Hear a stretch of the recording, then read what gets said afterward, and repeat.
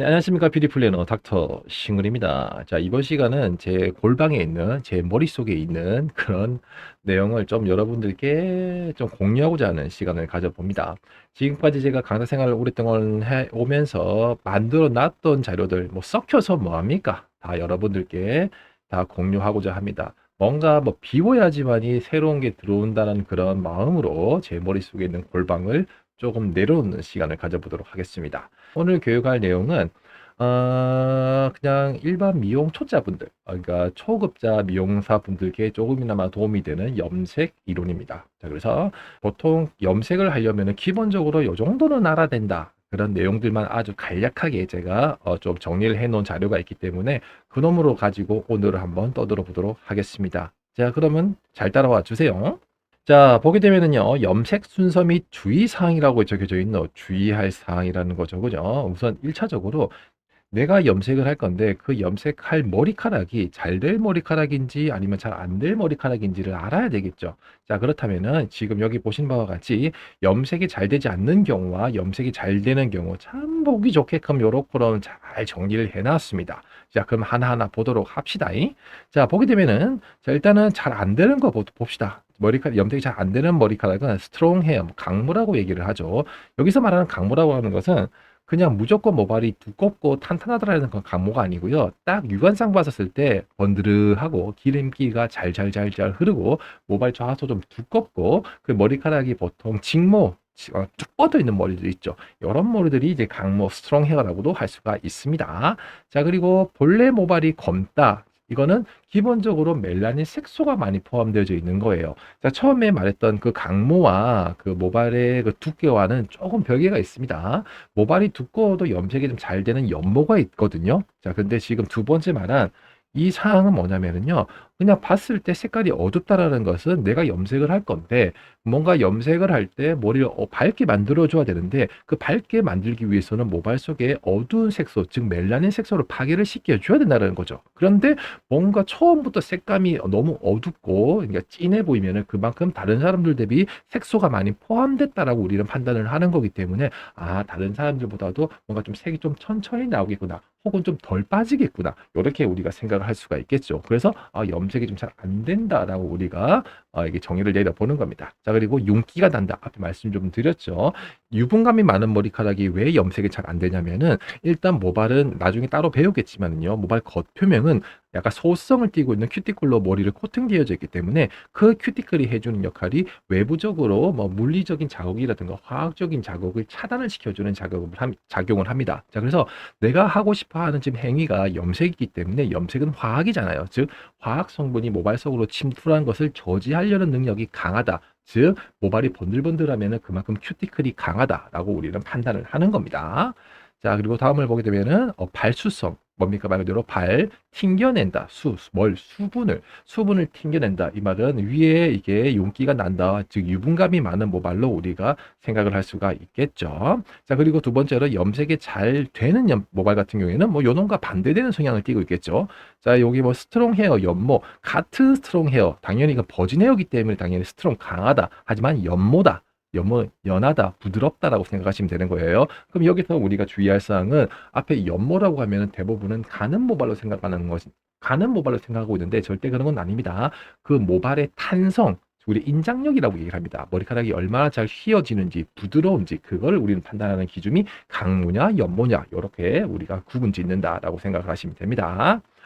자, 그리고 보면은 본래 모발이 밝다. 저기 보시면은 이 3레벨과 5레벨 그 두 레벨의 차이라고 하더라도 실제로 그 차트를 놓고 이제 비교를 해보면은 3레벨과 5레벨은 큰 차이가 나진 않습니다. 다만 이게 어두운 검은색으로 다 보이긴 하는데 근데 그 기준이 보통은 이제 4레벨을 중심으로 5레벨은 약간 붉은빛 띤 검은색 그리고 4레벨 밑으로는 그냥 푸른빛 띤 검은색. 그래서 붉은색보다도 약간 푸른색이 더 차가워 보이기 때문에 어두워 보이기 때문에 더 훨씬 더 어둡다. 이렇게 생각하시면 되는 거네요.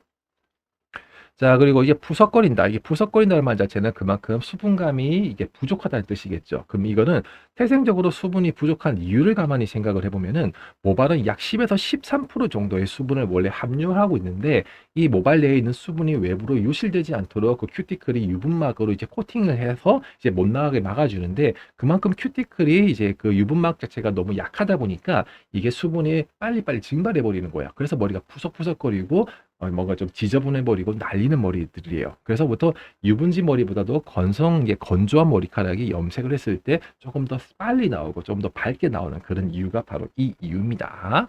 자, 그리고 흡수성 모발, 수분을 흡수를 한다는 뜻인 거죠. 얘도 마찬가지죠. 큐티클이 지 할 일을 못하고 있기 때문에 유분막으로 뭔가 외부에서 들어오는 걸 막아줘야 되는데 요놈이 지 맘대로 흐지부지하다 요놈 자체가 막 흐지부지하다 보니까 외부로부터 염색약이 빨리빨리 침투하게 되는 거죠. 그래서 우리는 흡수성 모발도 염색이 잘 된다. 이렇게 생각을 하시면 되겠네요. 자, 그리고 밑에 그 오늘 요거까지만 봅시다. 요거 보시면 왜냐면은 영상이 너무 길어져 버리면 여러분들도 따분해 하시고 돈받고 도망가실 거잖아요. 자, 그래서 짧게 여러 개 많이 찍어서 요 드릴 테니까는요. 그냥 입맛에 맞게끔 보시기 바랍니다.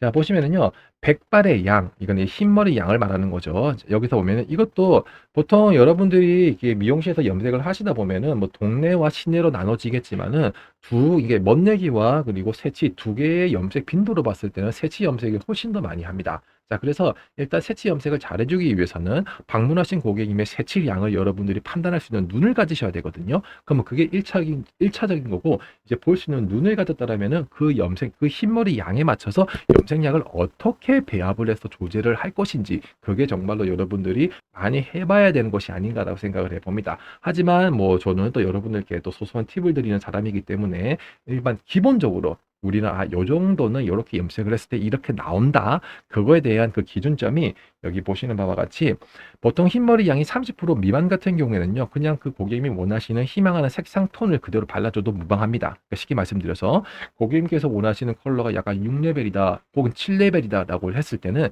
그냥 여러분들이 어떤 염색약을 사용하는지는 모르겠지만은 그 회사에서 나온 그 넘버링 그대로 사용하셔도 무방하다. 라고 되는 거예요. 자, 근데 제가 지금 7레벨 이하까지 말씀드렸잖아요. 그럼 조금 더 많이 가서 8레벨까지 한번 봅시다.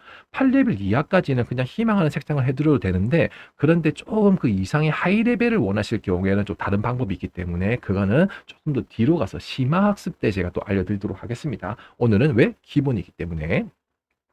자, 그리고 이제 50% 이하, 30에서 50%고 사이라고 볼 수가 있겠죠. 그럴 때는 한 0.5톤 정도 올라간다. 그럼 여기 이게 뭔가 내가 희망하는 색감 염색약을 발랐을 때, 예를 들어서 50%의 세치를 가진 고객님이 오셨을 때, 거기에다가 약간 7레벨 염색약을 발랐을 때 나오는 결과치는 한 7.5 정도가 나온다. 근데 여기서 0.5 정도 단위가 뭐 별 차이가 있겠느냐라고 할 수가 있는데, 여기서 말하는 0.5라는 것은 뭐냐면요. 그 흰머리가 뭐 7.5까지 있다 이런 뜻이 아니고, 그 검은색과 흰머리의 그 콘트라스트라고 합니다. 그 대비 조건이라고 얘기하는 거예요. 그게 원래 실제로 그 흰머리에다가 염색약을 바른다고 7레벨이 짠 나오고 그런 것이 아니고, 결과만 놓고 봤을 때 검은색과 흰머리가 대조됐을 때 그 느낌이 평균적으로 한 7.5 정도가 나온다라고 보시면 되는데, 그럼 이거는 실제로는 그 검은색 머리 같은 경우에는 이미 멜라닌으로 꽉 차여져 있기 때문에 내가 바르는 염색약에는 염료가 많이 들어가 있잖아요. 자, 그래서 그 많은 염료가 그 검은색 머리에 넣었을 때는 검은색 머리가 딱 걔도 7레벨로 만들어지는 것이 아니라 걔는 뭐 한 6.5, 한 6.7 뭐 밑으로 정도만 만들어지는 건 거고, 반대로 흰머리 같은 경우에는 염료가 들어 한 8레벨 정도 염료가 만들어지는 거예요. 결론적으로 한 7과 8 정도가 만나서 한 7.5 정도로 보인다. 이렇게 생각을 하시면 됩니다. 또 말하자면 또 이게 강사병 때문에 또 길어지기 때문에 그냥 기본적으로 그렇게만 알고 계시면 됩니다.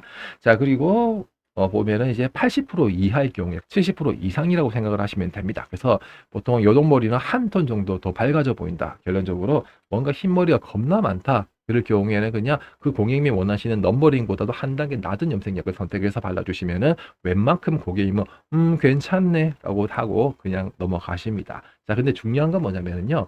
흰머리가 아마 여러분들도 많이 봐서 알겠지만은 전체적으로 고르게 이제 분포가 된 분들이 있다면 정말로 땡큐인데, 솔직히 그런 분들은 염색하지 않아도 돼요. 너무 예뻐요. 근데 대부분 보면 흰머리가 앞에 전두부 쪽에 쏠려 있기 때문에 뒤쪽 여기는 뭐 네이프 쪽 여기는 새까만 채로 그대로 가지고 있잖아요. 자, 그런 게 문제가 되는 거거든요.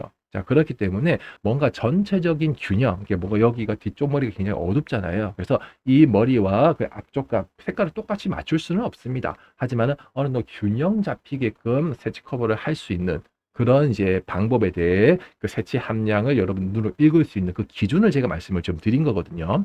자, 그러면은 요 맥락에서는 새치에 대해서만 지금 따지고 있는 거예요. 그래서 어차피 새치 염색도 염색 잘 나오는 사람도 염색 잘 안 나온 사람도 새치 염색을 할 거기 때문에 일단은 기본적으로 이제 새치 염색을 할 때 염색이 잘 되는 상황과 그리고 잘 안 되는 상황에 대해서 제가 알아봤습니다. 자, 그리고 일단은 참고로 말씀드리면은요. 일단 뒤쪽으로 좀 넘어가 볼게요. 여기 보면은요. 새치 커버 시술에 대해서 자, 동글뱅이 친 부분 요거 있죠. 여기 부분은 염색할 때 염색이 잘 안 나오는 부분이고 도포할 때 소홀할 수가 있기 때문에 주의하십시오. 여기 적혀져 있잖아요. 자, 그래서 보통 이제 선생님들께서 염색약을 바를 때 먼저 페이스 라인 쪽 여기를 먼저 칠갑 해 놓은 이유 또한도 뭔가 흰머리 양이 많은 것도 있겠지만은 그 정도로 여기 부분이 뭐 온도로 봤을 때 약간 차가운 부분이기 때문에 그래서 좀 색감이 좀 잘 안 나온다는 그런 통계가 있어서 여기를 먼저 도포를 하고 염색을 하면은 아무래도 방치하는 시간이 좀 더 길어지다 보니까는 확실한 커버가 될 수 있다. 뭐 요렇게 그냥 기본적으로 알고 있으시면 될 것 같습니다. 자, 되셨죠? 자, 오늘은 너무 고리타분하게 쭉쭉쭉 나가면 지금 이 분량이 지금 몇 페이지냐? 한 7페이지 정도가 되는데 이거 다 나가면 또 시간도 오래 걸리기 때문에요. 오늘은 일단은 맛배기로 요 정도로 일단 염색을 할 때 염색이 잘 나오는 머리와 염색이 잘 나오지 않는 머리에 대해서 한번 설명을 좀 드려봤습니다. 자, 그리고 요즘같이 뭐 그리고 또 제가 시간 나는 대로 쪽쪽쪽 계속적으로 이걸 할 거니까는요.